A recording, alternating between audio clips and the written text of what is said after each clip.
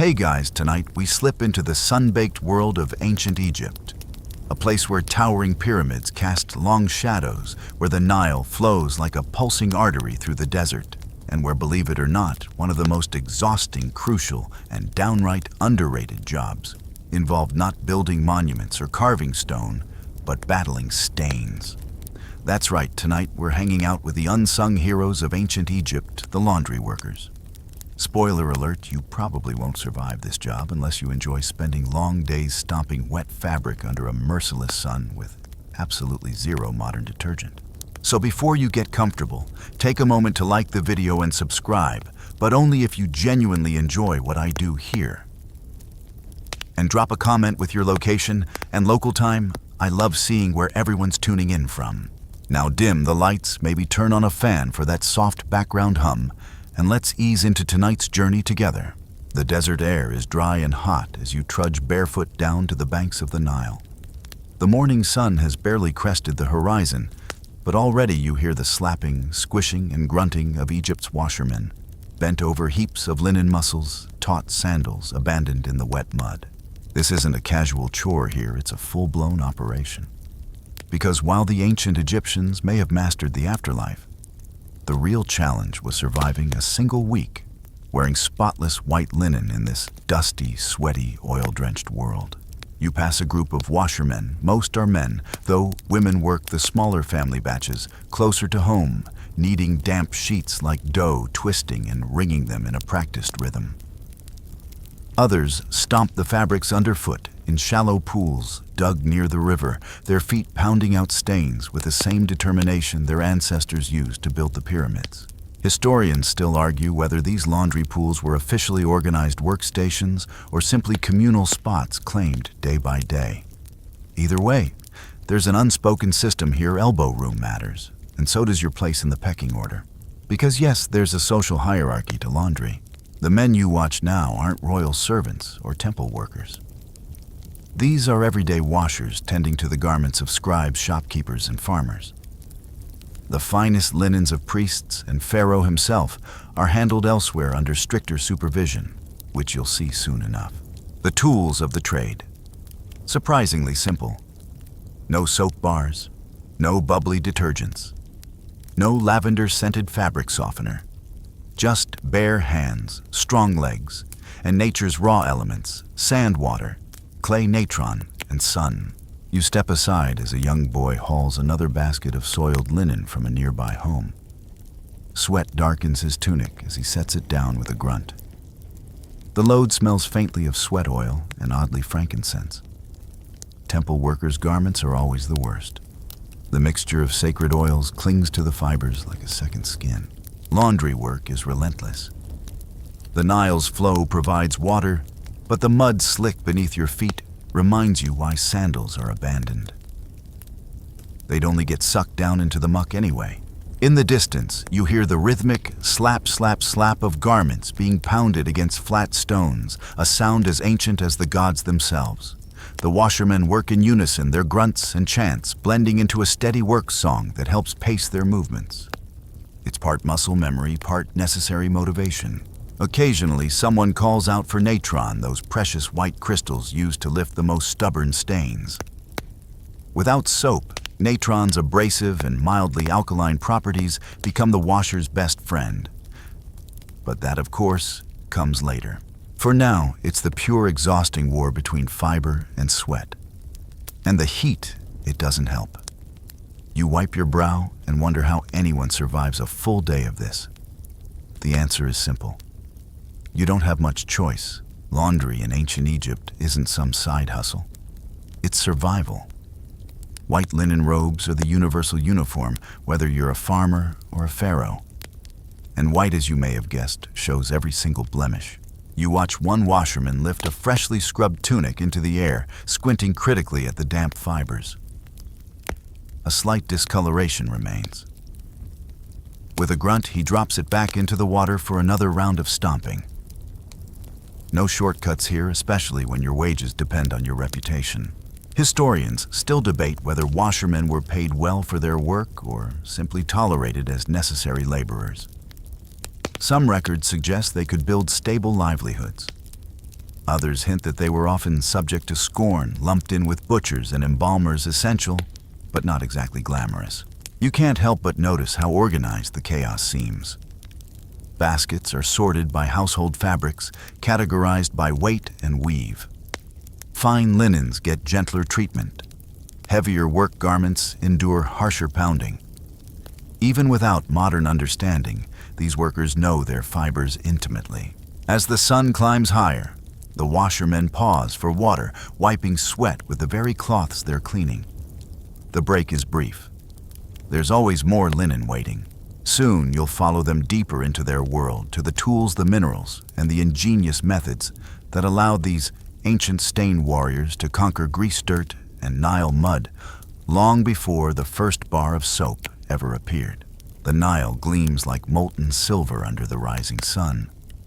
And as you wade a little farther downstream, you quickly realize this mighty river isn't just scenery. For Egypt's laundry workers, it's the original, oversized, ever-reliable washing machine. You stand at the river's edge and watch as more washermen arrive with bulging baskets balanced expertly on their shoulders. The rhythm of life here hums in sync with the Nile's eternal flow, a flow that delivers not just water, but the very lifeblood of their stain-fighting craft. Historians still argue whether laundry stations like this were formally designated, or if washermen simply adapted to the Nile's shifting moods. Either way, every worker here knows the river's calendar better than any astronomer. During the inundation season, when the Nile floods its banks, laundry halts entirely. The land transforms into a muddy, untouchable sea. But when the waters recede, leaving behind nutrient-rich silt, the washermen return. The mud makes their footing treacherous, but it also offers one of their greatest secret weapons, cleansing clay. You scoop a handful of this slick, cool mud between your fingers. Smooth, fine-grained, and strangely sticky, it's perfect for scrubbing and absorbing oils from fabric. The washermen apply it like a paste, kneading it deep into sweat-stained linen, letting nature itself draw out impurities. It's not just clay, though. The Nile provides a laundryman's full supply chain: fresh water for rinsing, sediment-rich mud for scrubbing, reeds and papyrus stalks for rope lines, and of course, abundant sunlight for bleaching. Every natural element collaborates here, no fancy tools required. You watch as teams work their way through each batch methodically. First comes rinsing, a vigorous plunge into the river's cool embrace. Linen swirls and dances in the current, while washermen swirl it like professional pasta chefs at a very soggy Italian restaurant. Then the clay comes into play, massaged into problem areas, the collars stained with sweat, the tunics spotted with cooking oil, the priestly garments saturated with aromatic resins. Each stain type requires a different touch, and the workers know them all by feel. After scrubbing comes the stomping, and the Nile's slippery banks become makeshift washboards under hardened feet. The workers chant as they stomp, calling out to one another, half for rhythm, half for morale. One stomp for Amun, one stomp for Pharaoh, one stomp for my aching back. The Nile, with its gift of fine mud, turns them into human washing machines long before electricity was even a thought. Some days, though, the river works against them. Crocodiles lurk farther south. Sudden eddies threaten to steal baskets away. And the occasional hippo reminds everyone that nature remains politely indifferent to human laundry schedules. You overhear one older washerman joke, "If the hippos don't get your laundry, the sand will." And indeed, blowing desert winds pepper the damp linen with grit before it even dries, forcing an endless loop of washing and rewashing. Historians still debate whether some of these riverside washing zones were managed by temple overseers or informal family guilds, each controlling certain stretches of shoreline like miniature laundry kingdoms. The truth likely varied from village to village. The washermen themselves often belonged to hereditary professions, passing their techniques down through generations, a tradition equal parts skill and muscle memory. Young boys learn early how to balance baskets, how to scrub without fraying the linen, how to spot different stains like a second language written in fabric. You watch as an apprentice struggles with a stubborn patch of oil. His mentor steps in calmly, adding more clay, adjusting the angle, kneading the fabric like bread dough. The stain is patient, the older man says. But we are more patient. Beyond the physical labor, the Nile's role in this process carries a spiritual weight as well. Egyptians revere the river as a sacred gift from the gods. Its waters purify not just the linen, but symbolically cleanse the people too. During certain religious festivals, the act of washing garments in the Nile becomes almost ceremonial, a miniature ritual of rebirth through water. Priestly robes, in particular, demand layers of both physical and spiritual cleansing. But that story waits for later. For now, the sun continues its climb, casting sharp shadows across lines of clean linen hung carefully on woven ropes stretched between wooden poles. The breeze flutters the drying cloth like rows of white banners in a desert parade. You notice how the sunlight itself participates in the process, bleaching the fibers and brightening the natural off-white into a purer shade. With no bleach bottles in sight, the Egyptian sun becomes an essential final step in stain removal. As afternoon settles, the washermen continue their tireless work, a cycle as dependable as the Nile's own pulse. Baskets arrive full leave empty and return again. Stain by stain, thread by thread, they fight a battle that never truly ends. Tomorrow, you'll slip deeper into their world, into the lives of these lowly but vital workers, and how their humble trade fits into Egypt's vast, complicated social pyramid. You walk alongside a line of washermen returning home, as the hot Egyptian sun lowers itself gently behind distant palm trees. Their baskets, now emptied of soiled linens, sway rhythmically with each step. But you can see it in their shoulders, the work is far from done. Tomorrow brings another wave of tunics, robes, head cloths, and ceremonial garments stained by heat oil and life itself. As you follow them into the outskirts of the village, you begin to sense their place in Egypt's intricate web of social rank. Laundry workers stand in an odd, uncomfortable corner of the hierarchy, essential yet often invisible. Egyptian society, famously structured like the very pyramids it built, has Pharaoh at its pinnacle, then priests, nobles, scribes, merchants, and farmers below. And beneath them, the laborers. Laundry workers often fall here rubbing elbows, and plenty of fabric with butchers, potters, brewers, and other skilled trades that keep the kingdom running, but rarely make temple carvings or golden tomb murals. Historians still argue whether laundry workers were officially classified as artisans, laborers, or servants, depending on whom they worked for. The truth likely shifts like the Nile's current fluid, changing from village to palace to temple. In smaller villages, many washermen work for individual families, washing garments in exchange for breadfish or occasional coin. Some hire themselves out by the bundle, charging a set price for each piece cleaned. Their clients are usually farmers or merchants who lack the time or patience to wrestle sweat-soaked linen themselves. You pass one such washerman now as he haggles quietly with a merchant's wife over the price of next week's wash. She gestures sharply at a stubborn stain on her husband's robe. The washerman nods solemnly, knowing full well the oil stain will take extra effort. No discounts here, his hands and feet are his currency. Closer to the larger estates and temples full-time, washermen serve directly under the scribes and priests.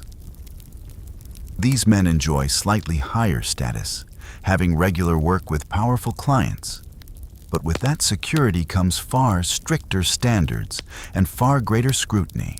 You overhear a priest scolding a laundry worker about a speck left on a ceremonial sash. You carry the purity of the gods in your hands. Be more diligent. The washerman bows deeply, eyes lowered. In temple work, even a hint of impurity could offend the gods themselves, or worse, the high priests. Women too share in this profession, though their laundry work often remains tied to their households. Mothers and daughters scrub tunics and headcloths for their families or barter with neighbors for shared labor. In smaller villages, women gather near irrigation channels or wells, their chatter mingling with the slap of wet linen against smooth rocks You pause by one such group of women rinsing smaller cloths, their rhythmic scrubbing accompanied by laughter and gossip. Births, marriages, affairs all discussed freely as fingers work through the soapy clay paste. Here, laundry becomes both necessity and social ritual. For the poorest Egyptians, laundry work sometimes becomes a means of survival. You watch as an elderly widow hauls a basket nearly as tall as herself, trading hours of grueling labor for enough barley to bake bread for her grandchildren. The stains she fights don't care whether she's rich or poor, but her reward for defeating them is often meager. Even among washermen themselves, subtle status divisions emerge.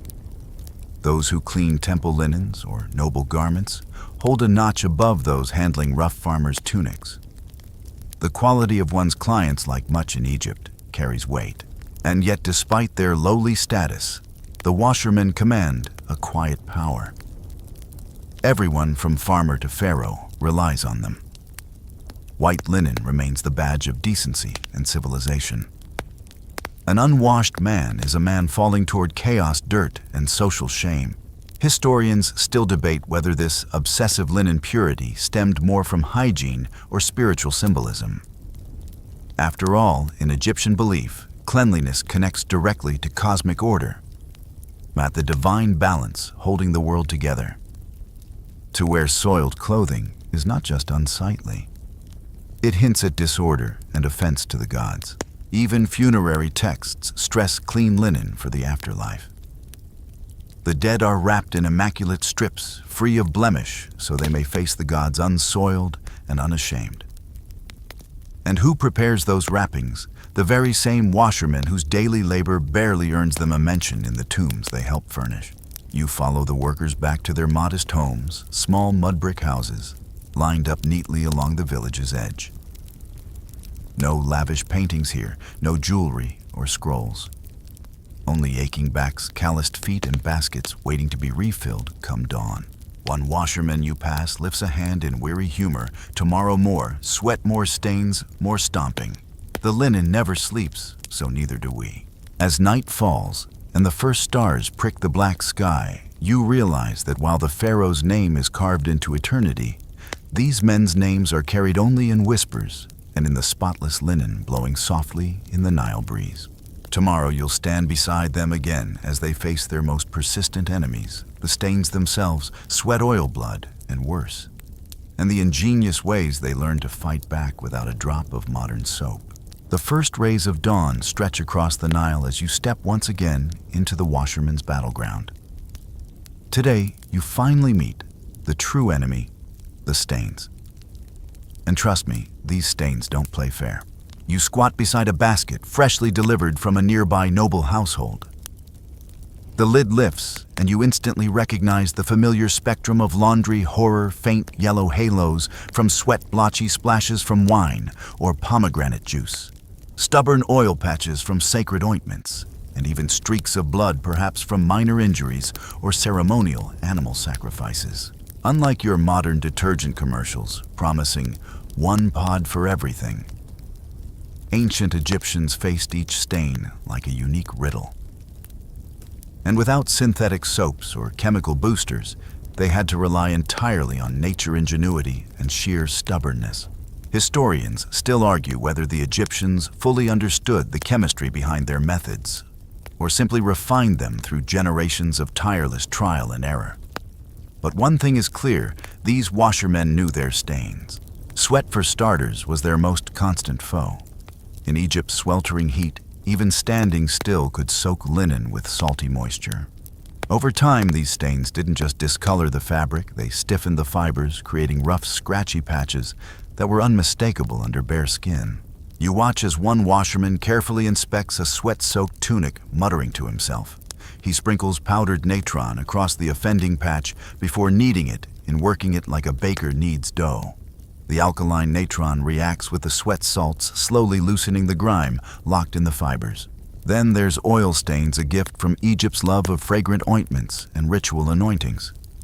Priests, nobles, even everyday citizens regularly rub their skin with oil blends infused with myrrh, frankincense, or lotus. Lovely to smell, a nightmare to clean. Oil stains penetrate deep into linen, binding to the fibers like clingy bad habits. Here, the washermen turn to their other weapon, fine Nile silt. This mineral-rich clay acts like a primitive absorbent drawing oil outward as it dries where it can be scrubbed away with water and repeated pounding. You watch a washerman spread a mixture of mud and natron onto an oil-blotched robe. After letting the paste sit under the rising sun, he returns to pound and rinse it, repeating the process several times until only faint traces remain. But sweat and oil are just the warm-up acts. Next come the wine and fruit stains, their deep reds and purples clinging to linen like accusations. The washermen can't call upon modern oxidizing bleach, so instead they lean on Egypt's most consistent ally, the sun itself. After a thorough rinse, the stained fabric is laid flat under full sunlight. Over hours, sometimes days, the ultraviolet rays slowly fade the pigment. You spot rows of robes spread like offerings to Ra, each one brightening a shade lighter as the hours pass. And then there's blood, always the trickiest. Whether from butchered animals, wounded workers, or religious sacrifices, blood binds tightly to the linen fibers. The washermen respond with vigorous pounding, heavy rinsing, and if necessary, even repeated soaking in slightly alkaline water mixed with more natron to break down proteins. You flinch as you watch one man pound blood-stained linen against a smooth limestone slab. The rhythmic slap echoes across the riverbank like ceremonial drumming. His arms flex and glisten with sweat muscles hardened by years of wrestling with the same stains day after day. Not every stain responds perfectly. Some garments bear faint battle scars, light discolorations that stubbornly linger. Yet even these are far cleaner than when they arrived, the washermen having pushed nature as far as it will allow. Interestingly, you notice some odd rituals mixed into their work. A washerman pauses before scrubbing a particularly difficult stain, whispering a quiet invocation under his breath. Historians still debate whether these chants reflect genuine religious belief or simply serve as morale-boosting habit-tiny verbal charms to give their efforts just a little extra strength. You hear one older washerman murmur, "By the breath of Shu, release this stain." Shu, god of air, may not care much about laundry, but when you're elbow deep in pomegranate juice stains, every deity is fair game. The day wears on, and you marvel at how each worker has become both scientist and artist, learning the unique properties of linen, sweat clay, and sunlight, as though they're elements in a delicate alchemical dance. The washermen swap tips freely while they work. Oil needs longer resting under mud. Don't let natron sit too long or the fiber weakens. Always rinse fruit stains before they dry hard. Knowledge passed from father to son, mother to daughter, generation after generation. No written manuals, no laboratory tests. Just endless practice under an unrelenting sun. As twilight falls again, you realize how deeply personal this battle is. Each stain represents more than dirt, it's disorder. It's disruption. And in ancient Egypt's cosmic view, where order and purity might balance the universe, these washermen aren't just scrubbing fabric. They're restoring harmony one tunic at a time. Tomorrow you'll join them as they reveal their most physical techniques, the pounding, stomping, ringing, and relentless rhythm that turns human bodies into the ultimate ancient washing machines. The morning sun climbs quickly as you return to the riverside, where the washermen are already deep into their daily rhythm. A choreography of pounding, stomping, ringing, and slapping that looks equal parts labor and performance. Today, you witness the full physicality of their ancient war against stains. You watch as one washerman lifts a heavy wet tunic high over his head before snapping it downward against a smooth limestone slab. The smack echoes across the shoreline like a clap of distant thunder. The force drives water and loosened grime outward in a fine mist, creating little rainbows under the Egyptian sun. This isn't random aggression. Every movement is calculated, a practiced balance of force and control that keeps the fibers from tearing while coaxing stubborn residues loose from the linen's weave. Historians still argue whether these pounding stones were standardized tools provided by employers or simply whatever smooth rock the washermen could secure for themselves. Either way, the stone's cool, unyielding surface becomes their most loyal assistant. Not far away, another worker opts for the equally exhausting foot-stomping method. Standing calf-deep in a shallow washing trench, he rhythmically treads over a heap of soaked garments, pressing grime out through repetitive pressure. The scene resembles grape stomping at a vineyard, except there's no sweet wine reward waiting at the end, only another bundle of sweat-drenched linen.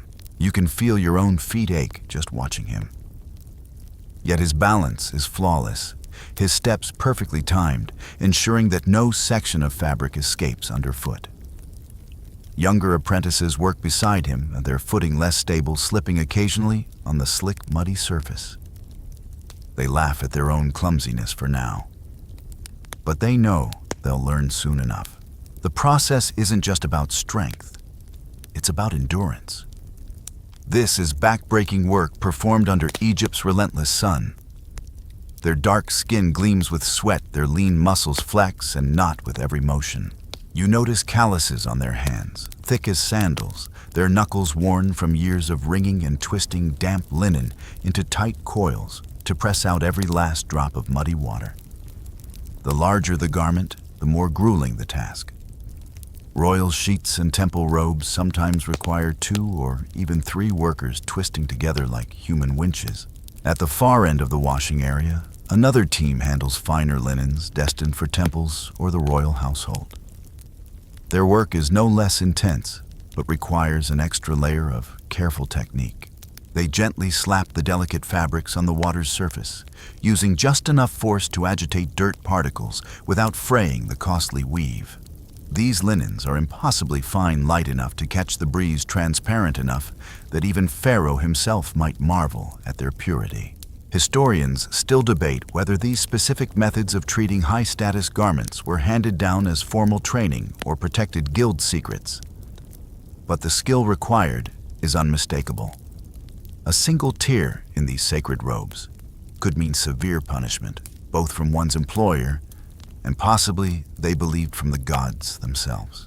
The washermen's work is punctuated by short breaks where they drink cool water, flex their hands, and shake out their shoulders. But even these moments are brief. The piles of linen are endless, and the Nile does not wait for tired backs. You listen as they swap old sayings between bouts of labor. Natron may help, but strong hands finish the work. Stains are stubborn, but so are we.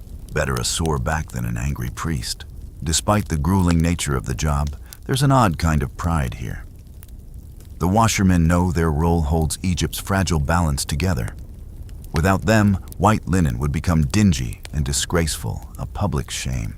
As you look down the shoreline, the entire riverside has become a living machine, rows of pounding stones, stomping pits, ringing stations, and drying lines flapping in the wind. Each worker functions like a cog, their actions perfectly timed, humming beneath the hot sky. You're struck by how organic it all feels. No gears, no boilers.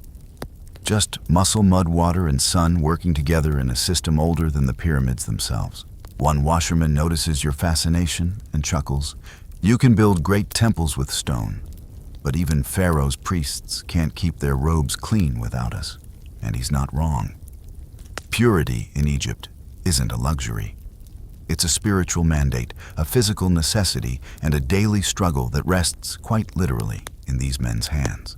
Tomorrow, you'll finally witness their greatest secret weapons, not pounding or stomping, but the strange, almost magical substances the Egyptians used to fight stains long before the invention of soap. The sun rises higher as you follow the washermen beyond the pounding stones and stomping pits into the more secretive corner of their riverside domain. Here you'll finally see their most curious tools, the strange powders and pastes that substitute for soap. Because despite all the pounding, stomping, and wringing, some stains simply refuse to budge. Sweat-soaked linen hardens. Oily residues dig in. Fruit pigments cling like stubborn ghosts. And without a single bar of modern soap, these ancient workers turn to Egypt's natural chemistry lab. The first and most famous weapon, natron. You crouch beside a wide clay bowl as a washerman pours pale powdery natron into it. The crystals glisten faintly under the sunlight, resembling tiny shards of salt mixed with baking soda. And in many ways, that's exactly what they are. Natron is a naturally occurring mineral mixture, primarily sodium carbonate and sodium bicarbonate, harvested from dried lake beds scattered across Egypt's desert landscape.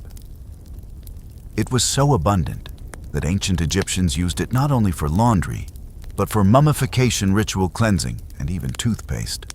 Historians still debate whether natron's laundry use evolved from its role in embalming or arose independently.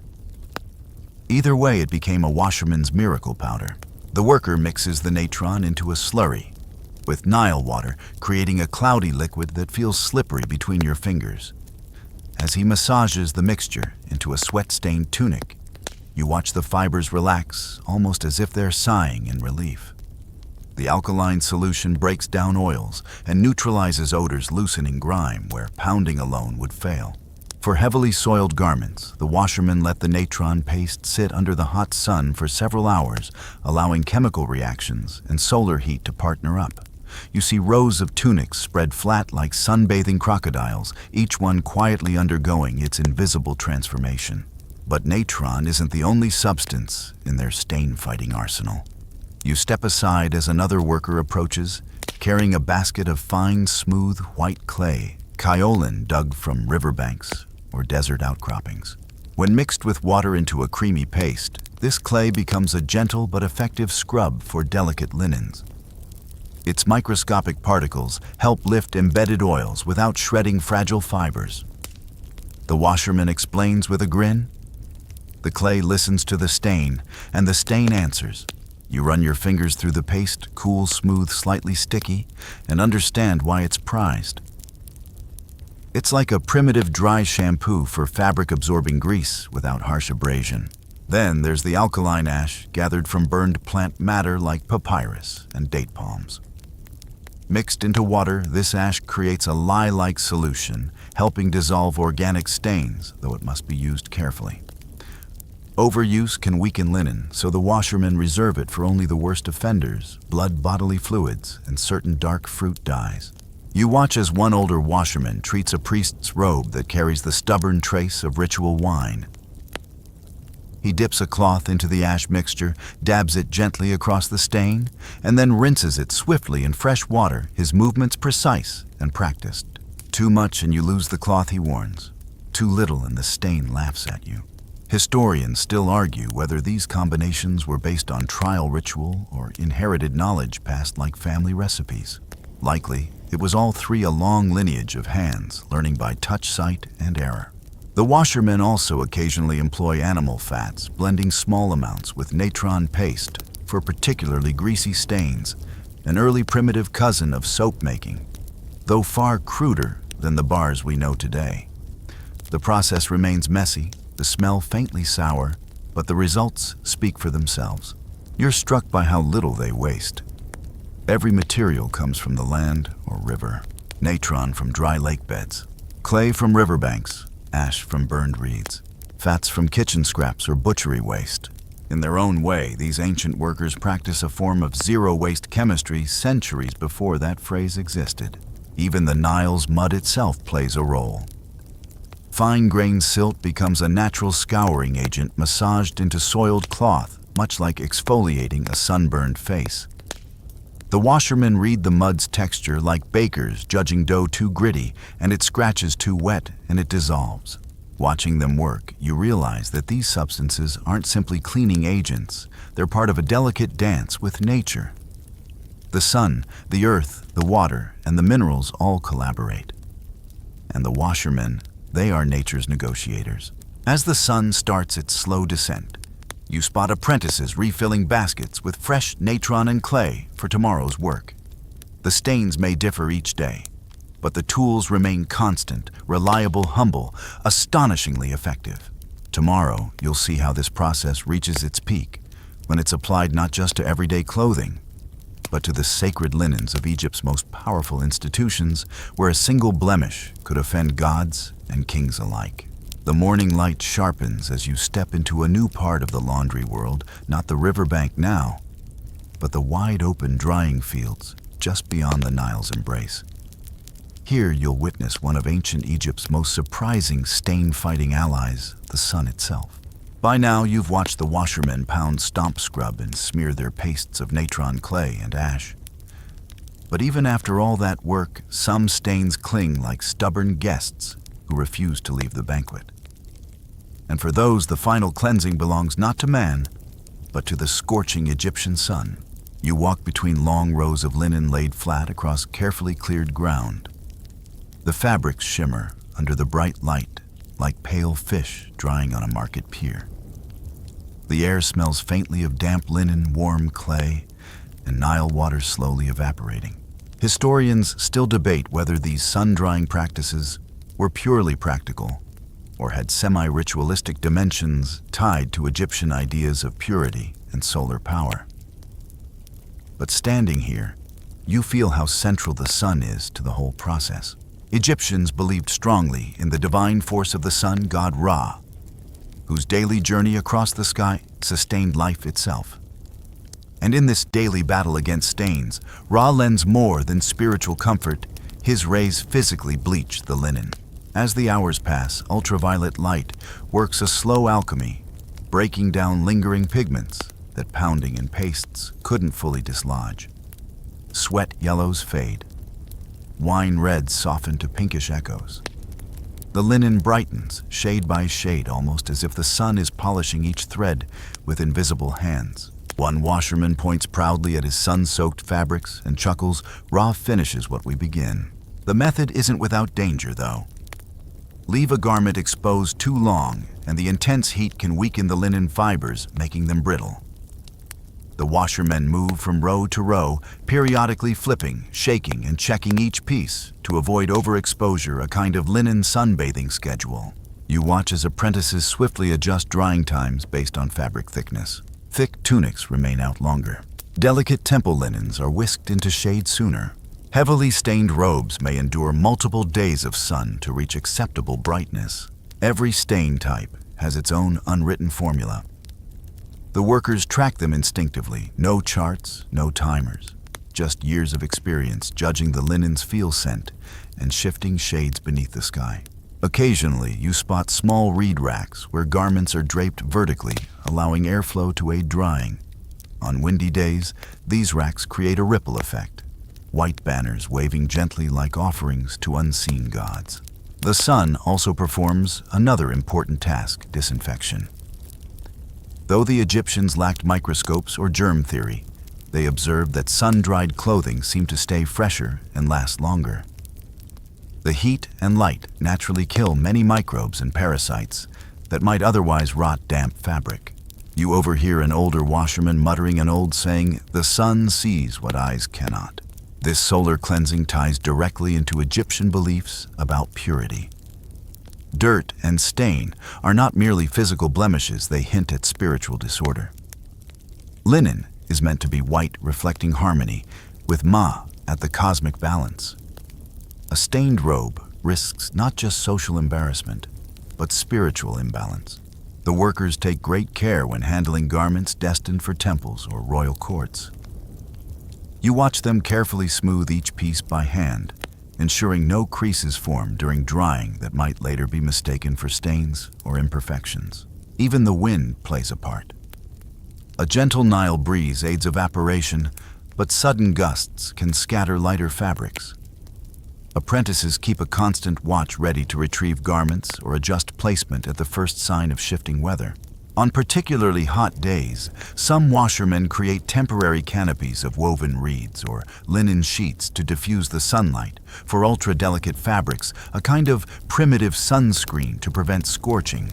You pause as one worker holds a nearly finished piece up to the light, scanning for any lingering shadows in the weave. Satisfied, he folds it with care, ready for its owner. Historians still argue whether this reliance on solar bleaching was as scientifically calculated as it appears, or simply born from generations of close observation.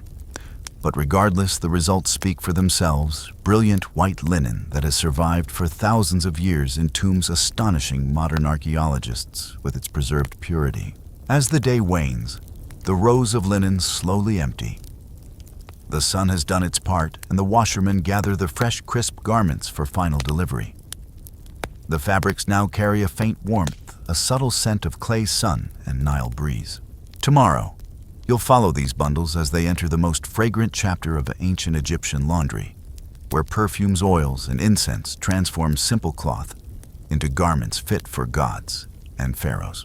As the sun lowers and the last bundles of crisp linen are collected from the drying fields, you follow the washermen toward the part of their work that feels almost indulgent after the days of pounding, stomping, and scrubbing fragrance. Because while stain removal is about purity, fragrance is about presentation, and ancient Egypt takes presentation very seriously. You enter a shaded courtyard where woven baskets overflow with dried herbs, resin chunks, flower petals, and little alabaster jars of precious oils. Here, laundry workers become perfumers, infusing freshly cleaned linens with delicate scents that signal status, spirituality, and personal refinement. Historians still debate whether these fragrant treatments were standard for all households or reserved for the wealthy elite. But there's no question that Egypt's upper classes valued scented garments as highly as spotless ones. The first aroma that hits you is familiar lotus flower.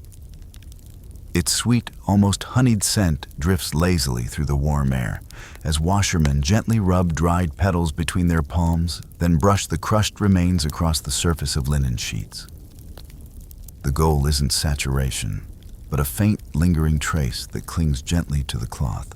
Next comes myrrh and frankincense tree resins imported from distant lands, softened into sticky globs, then shaved into fine powders or melted into oil blends. These rich, resinous scents carry not just luxury, but spiritual weight. You watch as one washerman carefully dips a linen sash into lightly perfumed water, swishing it gently before wringing it out. In Egyptian belief, sweet-smelling garments reflect harmony with the divine. Scents don't simply mask bodily odors. They symbolize spiritual cleanliness, protection, and even favor with the gods. You overhear one worker mutter an old saying, "The gods turn from what smells of rot, but smile upon sweetness." Even everyday citizens participate in this fragrant tradition, albeit with simpler ingredients, mint leaves, dried reeds, crushed cedar shavings, and even rosemary are sometimes bundled into tiny cloth pouches, tucked into storage baskets, or tied to drying lines, allowing their aroma to gently seep into folded garments. For garments destined for temples, fragrance becomes downright ceremonial. You watch as white linen robes for priests are carefully fanned with wafts of incense smoke, often using censers filled with kifi, a complex blend of resins, honey, wine, myrrh, and other exotic ingredients. Historians still argue whether these fumigations were primarily symbolic acts of purification or whether priests genuinely believed the fragrance repelled evil spirits and protected sacred spaces. Likely both beliefs blended seamlessly into their cosmology. The washermen handling these temple linens move with extra reverence. Their motions are deliberate, almost like ritual dances, sprinkling powdered resins, massaging oils into cloth, fanning incense smoke through carefully folded folds of linen. You spot one worker gently rubbing a mix of cinnamon oil into a narrow priestly sash while softly whispering a prayer to Ma'at for purity and balance. Beyond spiritual reasons, fragrance also serves a very practical role: linen storage. In Egypt's dry heat, even clean garments can stiffen or absorb unpleasant, musty odors during storage. The added perfumes and resins help preserve a sense of freshness when the garments are later unwrapped for wear or ritual.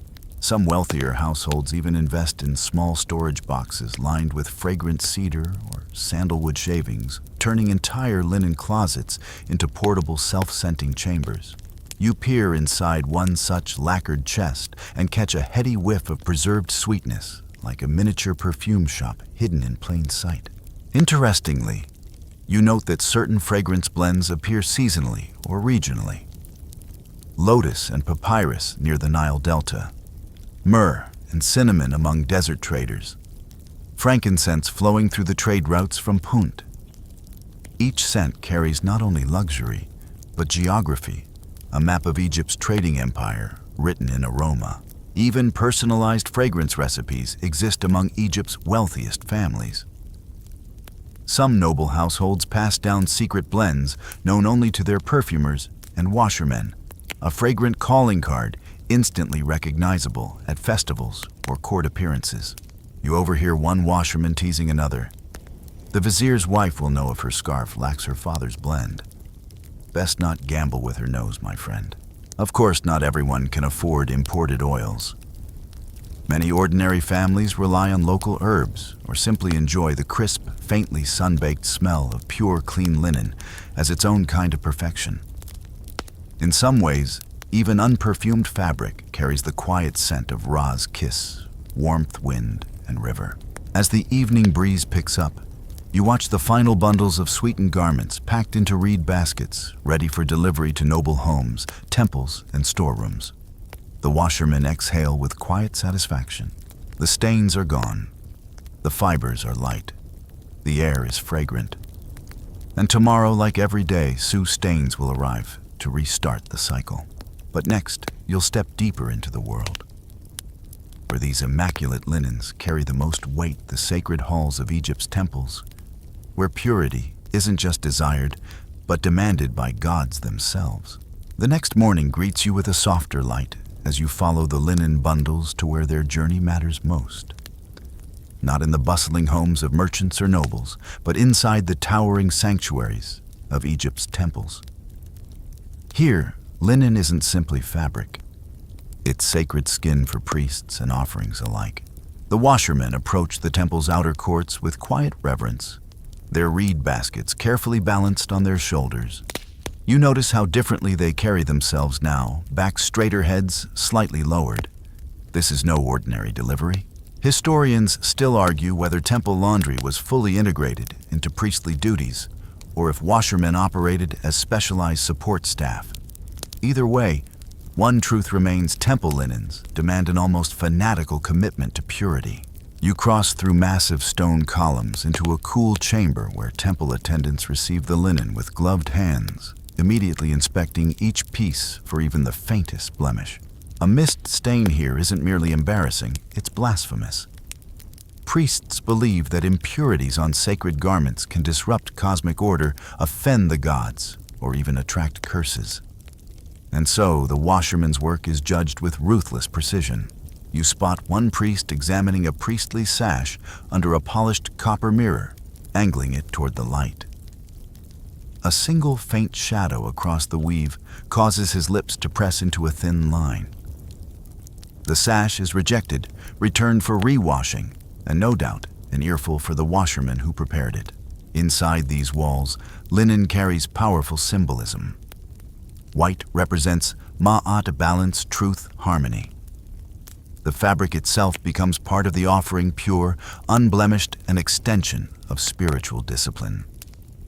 The gods wear linen, are wrapped in linen, and accept linen as gifts upon their altars. You walk beside priests preparing for morning rituals.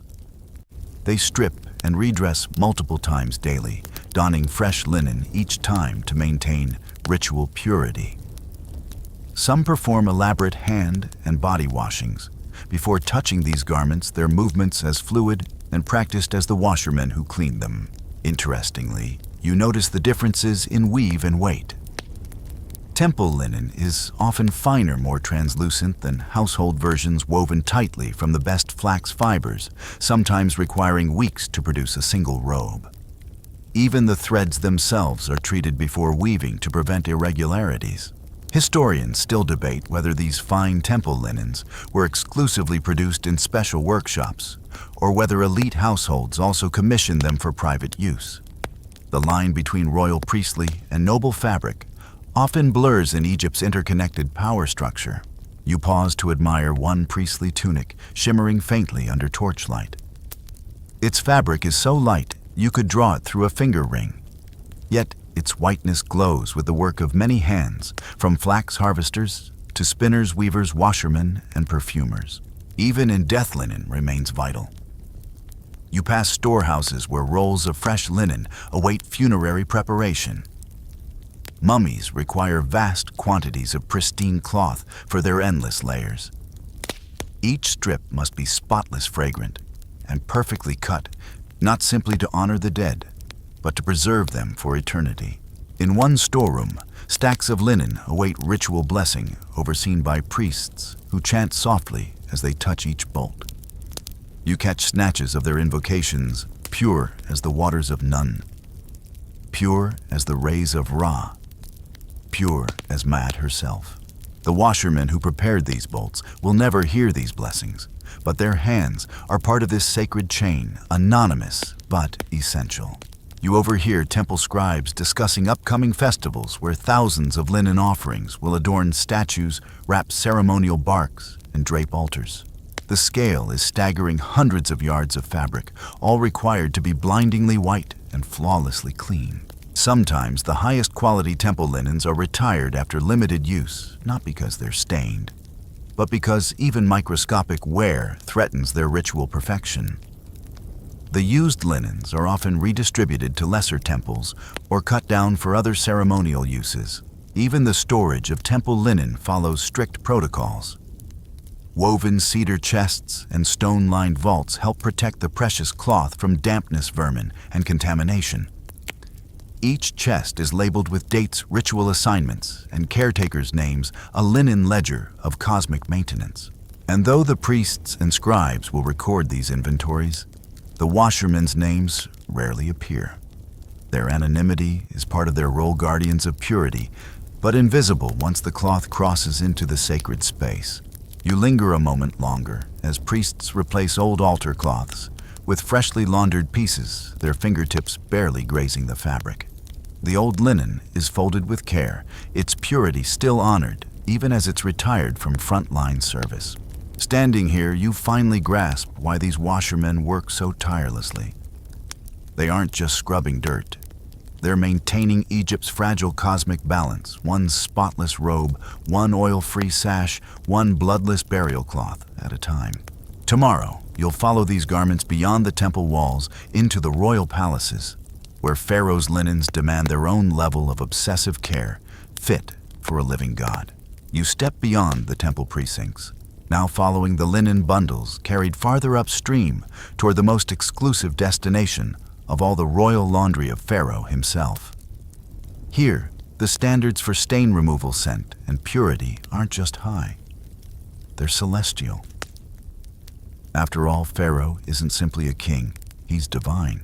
The royal palace rises ahead like a pale mirage flanked by manicured gardens and glittering pools reflecting the cloudless sky. As you enter the service quarters, the atmosphere shifts, hushed voices, measured footsteps, and an almost tangible weight of expectation. Historians still debate whether Pharaoh's personal laundry staff were temple-trained washermen promoted for exceptional skill or a completely separate guild altogether. But all agree on this failure is not tolerated here. You follow a small procession of washermen into a private courtyard where the royal linens are received. The fabrics carried in these reed baskets are no longer simple everyday tunics. They include embroidered ceremonial robes, head cloths fringed with gold thread linen banners for palace halls, and even sheer decorative veils. The washermen pause for inspection under the watchful eyes of royal stewards, who scan each garment with almost aggressive scrutiny. Any flaw, a crease, a faint shadow of a stain, a single loose thread, is immediately flagged. "Rewash this sash," one steward snaps, handing it back with the practiced precision of someone who has never once laundered a thing, but knows exactly how spotless it must be. The washerman accepts the judgment, silently bowing low. Royal linens carry different stains than temple garments. Here, you're dealing with perfume oils, elaborate cosmetics, wine spills from banquets, and traces of ceremonial ointments applied to Pharaoh and his family during elaborate rituals. You watch as one washerman gently massages natron paste into a collar, stained with kohl, the black cosmetic worn heavily around royal eyes. The mixture of natron and fine Nile silt will lift the oily pigment without damaging the fragile weave beneath. Historians still argue whether Pharaoh's personal garments were exclusively woven from Egyptian flax, or whether some elite fabrics were imported from distant lands like Syria or Nubia. Either way, The fabrics arriving here feel weightless in your hands, like mist woven into cloth. For these higher-end linens, standard pounding and stomping would be disastrous. Instead, the washermen here practice submersion, rinsing lowering garments into wide basins of gently flowing water, while softly agitating them by hand. No violent wringing, no rough twisting, only endless patience. The drying process, too, is gentler. Fabrics are laid flat upon smooth cedar boards, shielded from full sunlight by overhead canopies. Gentle fanning replaces the harsh Nile wind. Apprentices shuffle carefully between racks, adjusting folds to prevent uneven creasing. Even the fragrances used here are elevated. You watch as tiny drops of blue lotus oil, rare and precious, are massaged into finished garments. The scent is intoxicating, sweet, floral, almost hypnotic. Reserved for Pharaoh and his closest family, this aroma signals power to all who approach. Some royal robes receive additional treatment incense fumigation inside sealed chambers, where rich clouds of burning kaifi swirl around the fabric, embedding layers of complex aroma that will unfurl as the garments are worn during audiences and ceremonies. You glimpse one such chamber, where embroidered festival robes hang like ghostly figures behind thin linen curtains. The air inside is thick with myrrh and cinnamon smoke swirling gently like desert sandstorms captured in miniature. Royal laundry isn't just about appearance, it's a form of diplomacy. Pharaoh's dazzling whiteness projects controlled discipline and favor from the gods. His garments whisper divine legitimacy before he ever speaks a word. One steward nearby whispers proudly, "To approach Pharaoh is to approach the gods themselves." His linen must declare it before his mouth does. Even political symbolism weaves into the fabric. During state processions, the fluttering of pure white banners signals Egypt's prosperity. The more immaculate the linens, the more stable the kingdom appears, a visual reassurance to citizens and foreign dignitaries alike. The washermen who maintain this perfection are paradoxically both invisible and invaluable. Few names survive. They leave behind no monuments, and yet their fingerprints are pressed into the very image of Pharaoh's power. You watch one apprentice folding a finished headcloth with careful reverence, aligning each crease with obsessive precision. His mentor nods approvingly. Even Pharaoh's brow will feel this fold. Make it worthy. As evening approaches, you realize these washermen walk a constant tightrope, maintaining balance between absolute perfection and quiet anonymity. Success earns them steady work. Failure risks dismissal, humiliation, or worse. The day's work complete, the baskets empty, and yet tomorrow will bring new robes, new stains, and another performance of silent mastery. Tomorrow, you'll leave the palaces and temples behind to explore another surprising facet of Egypt's laundry world. How cleanliness and stain fighting were intimately linked to medicine, health, and healing. The air feels different as you leave behind the towering temples and glittering palaces, stepping now into a humbler but no less fascinating corner of ancient Egypt, the world of healing. Because here, laundry isn't just about looking clean, it's about staying alive. You arrive at one of the small village clinics where physicians known as SW&W practice their intricate blend of medicine, magic, and observation. And surprisingly, tucked among the jars of herbs and rows of papyrus scrolls, you find piles of meticulously cleaned linen. Historians still debate how advanced Egyptian medical hygiene truly was. But there's growing agreement that their attention to cleanliness, especially in relation to linen, was remarkably sophisticated for the time. You watch as a healer carefully unwraps a patient's wound, dressing pure white strips of linen laundered to an almost ceremonial standard. These aren't scraps. They're cut from the same carefully prepared bolts used for temple garments and funerary wrappings. For wounds, burns, and infections, clean linen becomes both dressing and medicine. It protects, absorbs, and in some ways purifies. The SW&W gently replaces the old cloth with fresh layers, while an assistant records the treatment on a scroll beside him. Here, stain fighting takes on a whole new dimension. It's not wine oil or sweat they battle now, it's blood, pus, and rot. The washermen who supply these linens must meet strict medical expectations, ensuring that no contamination lingers in the weave. One apprentice carefully washes soiled wrappings in warm natron water, repeating the rinses far more often than with ordinary clothing. Even the smallest stain may carry illness, he murmurs. Whether they understood bacteria or not, they knew well that filth invited danger. Interestingly, many of the same materials used for stain removal double as medical treatments. Natron cleans wounds and reduces inflammation. Clay pastes are applied to skin infections, drawing out impurities. Ash and lye solutions are occasionally used to cleanse severe sores. It's as if the stain-fighting tools perfected by washermen spill seamlessly into the hands of healers. Both professions in their way battle corruption, one in fabric, one in flesh. You peer into a corner where long strips of linen soak in a mixture of herbal infusions, often containing frankincense, myrrh, or willow bark. The solution not only helps with healing, but leaves the bandages faintly fragrant, perhaps offering both medical and psychological comfort to the suffering. Historians still debate whether these fragrant wrappings reflect pure medical practice or blend in spiritual notions of purification and protection. Likely, they represent both as few aspects of Egyptian life, separate body and spirit, cleanly. Clean linen also plays a key role in childbirth. You observe midwives preparing tightly folded cloths, warmed gently in the sun, ready to receive newborns. Fresh linen symbolizes both physical protection and ritual purity as new life enters the world under the gaze of deities like Taweret and Bes. One midwife hums softly while folding a swaddling cloth, murmuring, "Let no stain mar this first breath." Beyond the clinic, you see another surprising intersection of laundry and medicine, personal hygiene. Wealthier Egyptians regularly cleanse themselves with linen cloths soaked in scented water, rubbing their skin free of oils, dust, and sweat. This daily ablution helps prevent skin irritations and perhaps more serious infections under Egypt's unrelenting sun. Even mouth care draws on similar principles.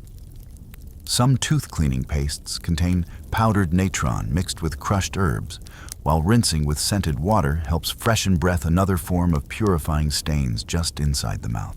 And when death finally arrives, the role of linen reaches its most enduring chapter: mummification.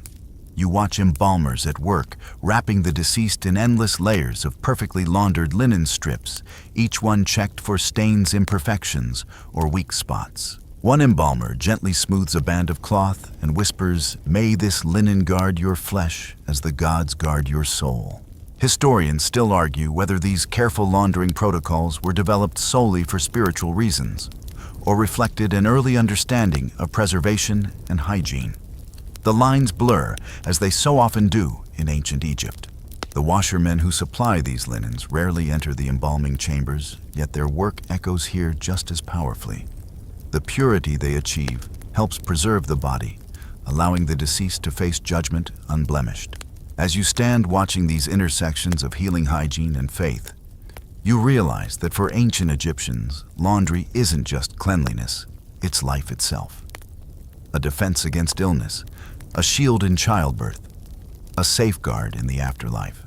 Tomorrow, you'll step into an even stranger corner of this world, where laundry and superstition collide and stains are seen not merely as messes, but as dangerous omens requiring spiritual protection. You walk now along a narrow village path where the whisper of palm leaves mingles with the soft murmur of voices. The further you travel from the clinical neatness of the healing houses, the more you sense another layer beneath the Egyptians' obsession with stain superstition. Because to many ancient Egyptians, stains weren't just ugly, they were omens. And laundry wasn't always a chore. Sometimes it was a form of spiritual defense.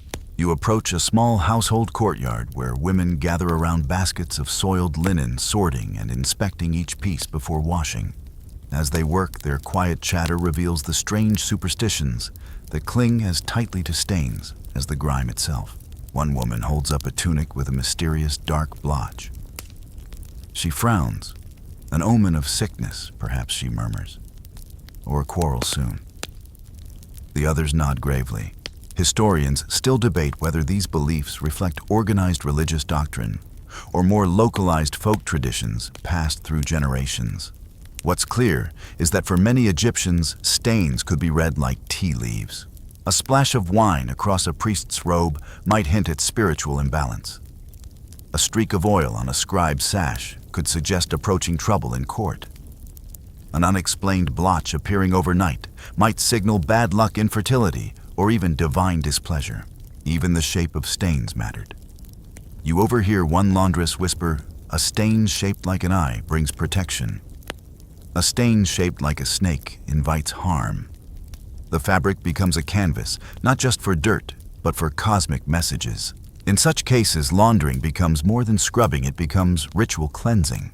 You watch as a washerwoman pauses before treating a suspicious spot, whispering a brief incantation to Bes, the protective household deity. Drive out harm. Let the stain carry away the ill will. Others murmur short phrases to Isis or Maat, calling for balance to be restored not just to the garment, but to the life of its wearer. Historians still argue how widespread these stain-reading traditions were across Egypt's various regions. But you sense that in rural homes, temples, and marketplaces alike, people carried an instinctive respect and fear for the unseen forces hiding within daily life. Particularly troublesome stains sometimes drew in ritual specialists, often elderly women or wise men, seen as intermediaries between physical dirt and spiritual danger. You watch as one such figure circles a robe with burning incense, fanning the smoke across the fabric before handing it to the washerman for cleansing. The incense doesn't scrub anything, but it's not meant to. It wards off malevolent forces that might otherwise linger even after the stain is gone. Laundry-related superstitions even reach into pregnancy and childbirth. Pregnant women were advised to avoid washing heavily soiled garments late at night, lest the stains metaphorically transfer misfortune onto the unborn child. You witness one expectant mother carefully folding a stained tunic, setting it aside for mourning. Night is when the restless spirits wander, she says softly, as though repeating something her grandmother once whispered. Among young brides, spotless wedding linens carried deep, symbolic weight.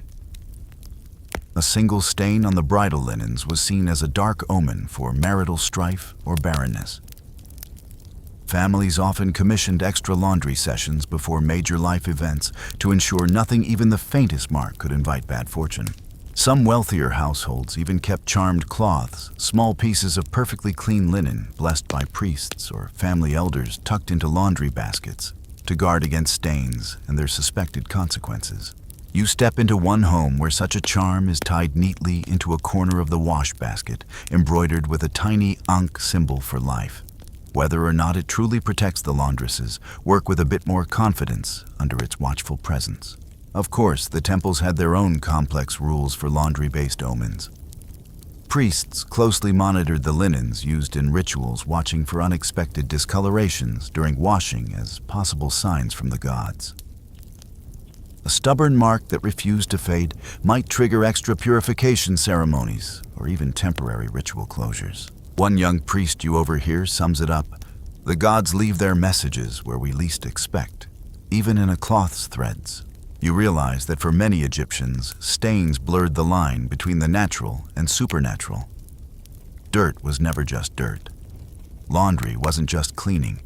Every splash, smear, and shadow carried potential meaning, sometimes hopeful, sometimes terrifying. And in this belief system, the washermen and washerwomen hold a strange kind of quiet power. They are not only laborers, but guardians of balance, restoring not just cleanliness, but cosmic order, one scrub, stomp, and rinse at a time. Tomorrow, you'll leave these whispered superstitions behind and step into something more concrete, into the very art, language, and daily life of Egypt itself, where even the humble act of laundry finds its way into hieroglyphs, paintings, and everyday expressions. The sun rises once again, but today you step not into the pounding pits or drying fields, but into Egypt's art, words, and everyday culture. Because here's the quiet truth most people overlook. Laundry lives everywhere in ancient Egyptian life, even in their art, their language, and their stories. You stroll along the cool inner halls of a nobleman's villa. The painted walls around you bloom with vivid scenes, feasts, festivals, farming, and they're almost tucked between two bustling harvesters, a woman gently wringing out a piece of linen over a water basin. Historians still debate whether these laundry images were simply background details or meant to symbolize deeper values like purity, order, and domestic harmony. But clearly laundry wasn't beneath artistic notice. It was part of everyday life, captured like everything else the Egyptians cherished. You turn the corner to another painted panel, a temple courtyard lined with rows of pure white banners flapping gently. Linen once again, not just practical, but ceremonial, representing balance and sanctity. The priest depicted nearby raises his arms in prayer, the flowing white of his spotless robe practically glowing in the golden pigment. Even in tombs, laundry makes appearances. In some burial murals, scenes of servants washing, folding, or carrying bundles of linen are included alongside offerings of bread and beer, reminders that the deceased should never want for fresh garments, even in the afterlife. You smile as you notice how these images often feature the careful folding of linen, not wadded up, not casually tossed. Precise folds carry respect. Neat fabric reflects control, order, and readiness for whatever ceremony or journey lies ahead. And then you move deeper into the language itself. The ancient Egyptian word for laundry worker, washer, connects directly to the broader concept of purity. In fact, wab can mean pure. In a ritual sense, the same word used to describe priests ready for temple service. Laundry workers, though, low in status, share linguistic space with sacred duties. Their work literally embodies purification, physical and spiritual. Historians still argue whether this language overlap granted washermen higher respect in some regions, or whether it simply reflects Egypt's deeply intertwined views of cleanliness and cosmic order. Either way, it's telling that the same word links both temple purity and household washing. You stop by a merchant's market where scribes sit copying legal contracts. Even here, laundry sneaks into the paperwork. Marriage agreements often mention household duties, including expectations for washing garments or providing clean linens for shared beds. In wealthier contracts, clauses appear outlining how many bolts of linen a bride will bring into the union, her ability to maintain cleanliness seen as part of her domestic contribution. Nearby vendors call out prices for newly woven linen, ranging from rough workers' cloth to shimmering fine weave bolts destined for priests or royalty. The finer the weave, the steeper the price. One vendor proudly boasts soft as Ra's breath, white as the moon on the canal. You pause at a scribe's stall displaying small clay tablets used for practice. On one scratched surface, a novice scribal student carefully copies a list of household chores, and there it is again. To wash the master's robes until they shine like river foam. Even idioms reflect laundry's quiet hold on Egyptian thinking. To be as clean as morning linen is to be without guilt or blemish. To carry stains isn't just about dirty fabric, it's a way of speaking about moral or legal fault. You overhear one merchant scolding a debtor. You bring stains into this market, friend. Pay what you owe. The connection between fabric and morality runs deep. Egyptians wore linen close to the skin, not just for comfort in the desert heat, but because flax was seen as naturally pure, unlike animal wool, which was often associated with impurity. Even gods have their laundry moments. In some myths, deities like Isis and Nephthys are described wrapping or cleansing their loved ones with strips of perfect linen acts, blending tenderness, protection, and ritual duty. You step next into a pottery workshop where small clay figurines are being shaped, many of servants performing daily tasks meant to accompany tomb owners into the afterlife. Among the little laborers carrying baskets or kneading dough, you spot one bent over a wash tub, a washerman forever trapped mid-scrub, prepared to serve for eternity. The message is clear wherever Egyptians envisioned life, even beyond death. Clean linen followed.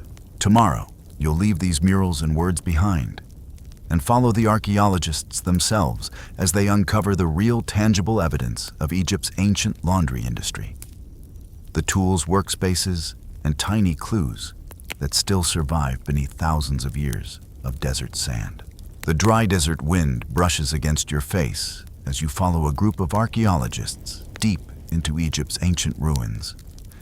Here, far from the living washermen you've shadowed for so many days, you'll finally see the physical remains they left behind, the hard evidence of laundry's long history. Unlike towering temples or golden tombs, laundry sites aren't glamorous. But they're here tucked into the ruins like quiet footprints, worn stones, broken tools, stained pottery, and ghostly traces of water channels carved into the landscape. You arrive at one such site near Amarna, where excavations have revealed what many believe to be ancient laundry courtyards used by palace or temple staff. Shallow basins carved into bedrock suggest washing pits once filled with Nile water and clay mixtures. Historians still debate whether these basins were used strictly for laundry or shared with other purification tasks, but the evidence points strongly to stain-fighting activity. The indentations are smooth from years of repeated pounding washermen's bare feet and stones pressing fabric again and again across centuries. Nearby, you spot fragments of linen wringing rods, sturdy wooden poles often split at one end to help twist wet garments tight, forcing out water before drying. Their designs are simple, efficient, and remarkably similar to tools still used in parts of the world today. At another excavation trench, archaeologists brush away fine sand from stacks of ancient reed, drying racks, lightweight frames where linen was once draped under the Egyptian sun. The reeds have long since rotted, but their impressions remain like faint scars in the soil, preserving the shapes of this humble but vital technology. Among the broken pottery shards, you discover containers once filled with natron, identified by residue clinging to the inside walls. Chemical analysis confirms sodium carbonate traces, silent proof of laundry workers mixing their cleaning solutions on site. One of the lead archaeologists smiles as they carefully dust the rim of a broken natron jar. "Laundry is everywhere, once you know how to see it," she whispers. In nearby workers' villages like those at Deir el-Medina, laundry's role emerges again. The stone homes contain side rooms where small household basins likely served as private wash stations for families. Laundry wasn't reserved for grand temples. It filled even the humblest corners of daily life. You pause beside a partially excavated drainage trench running between homes, a clever channel that once carried away dirty water from repeated rinsing sessions. Even without plumbing, the Egyptians managed an effective laundry flow system thousands of years before modern sewers existed. Artifacts also reveal laundry's reach into commerce and trade. Scarab seals and clay tags bear symbols for different grades of linen, likely used for inventory management or taxation. In warehouse ruins, rolls of tightly bound cloth remain perfectly preserved. In the arid conditions, the same bright white linen once pounded, wrung, and sun-bleached by washermen's hands. One archaeologist hands you a magnifying glass to examine a thin strip of preserved linen. Under close inspection, you see the microscopic weave so tight, and even that modern textile experts marvel at its craftsmanship. The fabric's smooth surface hints at repeated washing and sun-bleaching, its threads still faintly glistening after thousands of years. Historians still debate whether certain luxury linens were recycled temple offerings, repurposed palace fabrics, or freshly woven for burial goods. Yet the remarkable preservation allows us to literally touch the same cloth that ancient washermen once scrubbed clean under the desert sun. Some of the most haunting finds come from tombs themselves. The wrapping linens of royal mummies, layer upon layer of meticulously laundered cloth, bear faint traces of their original scents and stain-fighting treatments. Chemical analysis reveals natron residues embedded deep in the fibers, proof of their multi-stage purification before entombment.